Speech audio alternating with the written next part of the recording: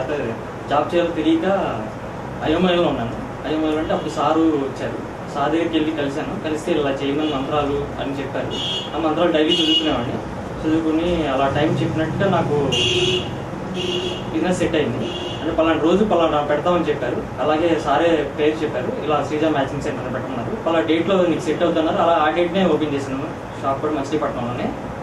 Business ఒక 10 days ఒక 1 week అట్లా లేదు. లేకపోతే సారు ఇట్లా రుద్రాక్షలు అవి చెప్పారు, ఈ డేట్ నుంచి ఈ డేట్ వరకు బాగుంటుంది బిజినెస్ అని చెప్పారు. చెప్తే ఆ డేట్ నుంచి కూడా బిజినెస్ చాలా బాగుంది. ఆయన చెప్పినట్టు జరుగుతుంది. అలాగే నెక్స్ట్ మ్యారేజ్ కూడా ఈ డేట్లో అవుతుందని చెప్పారు. ఆ డేట్లో అవుతుందని చెప్పారు. అలా డేట్ అయింది. పలానా వాళ్ళు వస్తారు, పలానా బాగుంటుంది, పలానా జరుగుతుందని చెప్పారు. చెప్పినట్టు జరిగిందండి. అసలు తూచా తప్పకుండా జరిగింది. ఆయన నాకు ఏదైతే చెప్పారో అది కంపల్సరీ జరిగినాయండి. మీకు ఏమైనా ప్రాబ్లమ్స్ ఉంటే కంపల్సరీ వచ్చి జేకేఆర్ గారిని కలవండి, ప్రాబ్లం కంపల్సరీ సాల్వ్ అవుతాయి. ఓం నమ శివాయ, శ్రీమాత్రే నమః. దీపారాధన చేసే ముందు ఈ చిన్న పని గనక మీరు ప్రతిరోజు చెయ్యకపోతే ఫలితం శూన్యం. సహజంగా ప్రతి గృహిణి అలాగే ప్రతి ఇంట్లో కూడా నిత్య దీపారాధన చేస్తూ ఉంటాం. లేక పూజలకో పునస్కారాలకో కొంతమంది దీపారాధన చేస్తూ ఉంటారు. కానీ దీపారాధన చేసే ముందు, దీపారాధన వెలిగించక ముందే దీపారాధన కుందుల్ని ముందు రోజే కడిగి పెట్టుకోవాలి.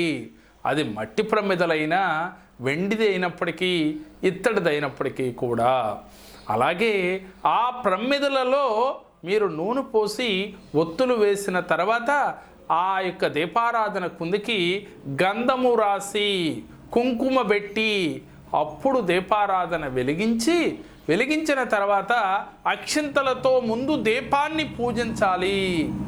మనం నిత్య దీపారాధన చేస్తున్నాం, భగవంతుడి యొక్క కరుణ మనకి కలగట్లేదు అనుకునే ప్రతి ఒక్కరూ కూడా ఈ చిన్న క్రియ చేస్తున్నారా లేదా అనేది గమనించండి.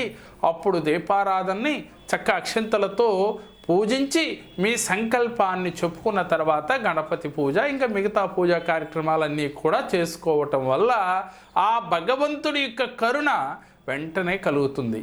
ఇప్పుడు వరకు తెలిసి కానీ తెలియక కానీ ఇలా చేయని వారు ఇలా చేసి చూడండి, ఫలితం వెంటనే వచ్చి తీరుతుంది.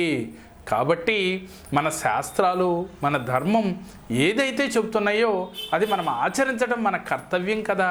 నమ్మకమే ముఖ్యం. నమ్మకంతో ఆచరించండి, దాని ఫలితం కూడా అంతటి అద్భుతంగా ఉంటుంది. మేము చెప్పిన ఈ వీడియో మీకు నచ్చినట్లయితే లైక్ చేయండి, మీ ఫ్రెండ్స్కి షేర్ చేయండి. మా మరిన్ని వీడియోలు మీరు చూడాలి అంటే మా జేకేఆర్ జెమ్ టీవీ, మా జేకేఆర్ భక్తిని సబ్స్క్రైబ్ చేసుకోండి. ఓం నమః శివాయ.